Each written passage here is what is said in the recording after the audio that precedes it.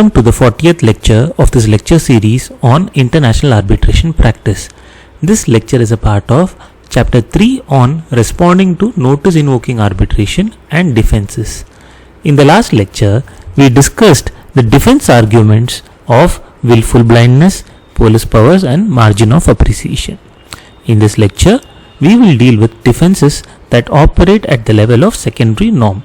Here, a prior breach to be excused is there and the grounds for excusing the breach are specific.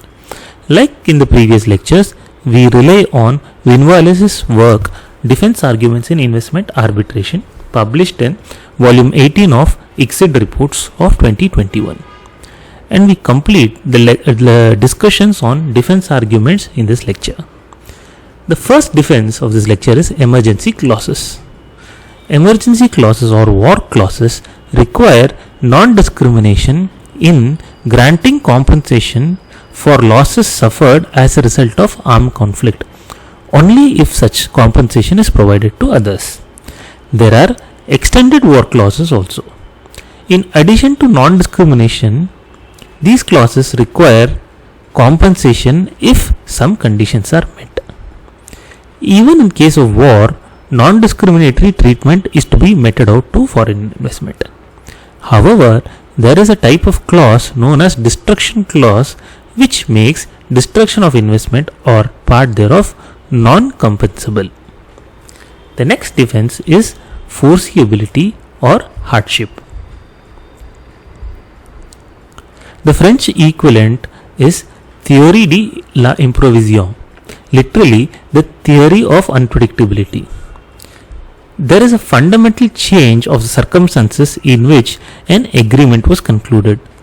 A similar provision is contained in Article 62 of the Vienna Convention of the Law of Treaties, which is also based on the doctrine of rebus sic stantibus, which in Latin means matters standing.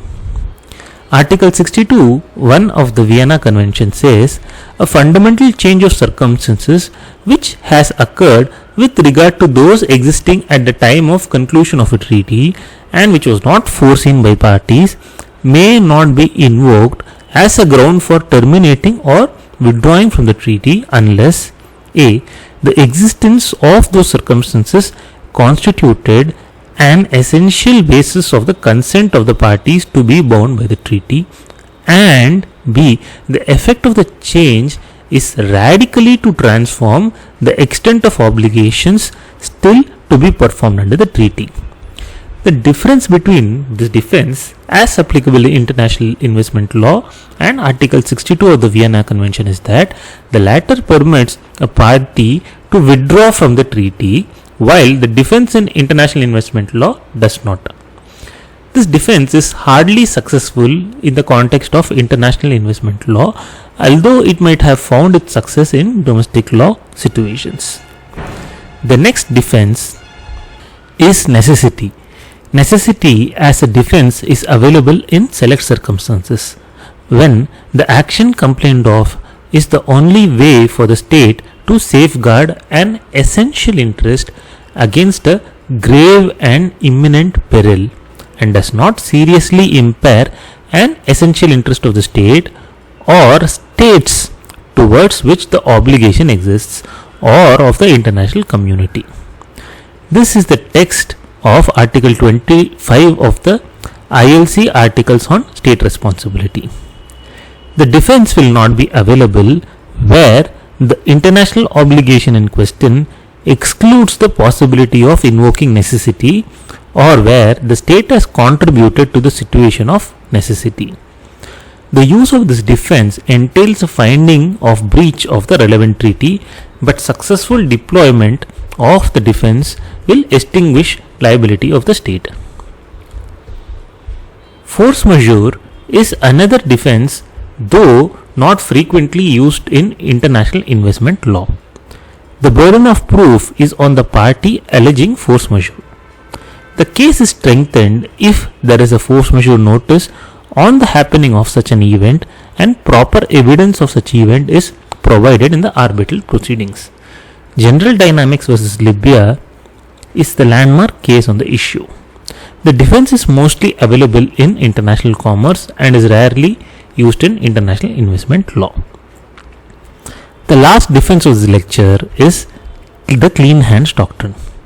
In Lao Holdings versus Laos, the ICSID case ARB AF 12-6 in the award dated 6th August 2019, the clean hands doctrine was explained. The tribunal stated, the respondent also relies on a generalized doctrine of clean hands, which is a metaphor employed as a defense to equitable relief in common law jurisdictions. Incorporation of such a general doctrine into investor state law without careful boundaries would risk opening investment disputes to an open-ended, vague and ultimately unmanageable principle. However, putting aside the label, serious financial misconduct by the claimants incompatible with their good faith obligations as investors in the host country, such as criminality in defrauding the host government in respect of an investment, is not without treaty consequences, both in relation to their attempt to rely on the guarantee of fair and equitable treatment, as well as their entitlement to relief of any kind from an international tribunal. This defense can be deployed in all four stages and is effectively used in quantum stages to reduce the quantum. There are other defenses that are deployed in the quantum stages, such as contributory fault and the duty to mitigate damages. Readers may look at Viñuales' work for a helpful summary of these defenses.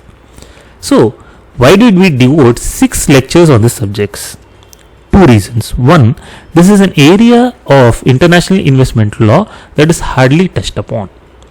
2. A practical discussion on replying to a notice of arbitration or drafting a statement of defense should be preceded by an understanding of these common defenses. So, that's all in this lecture. See you in the next one. Bye bye and stay safe.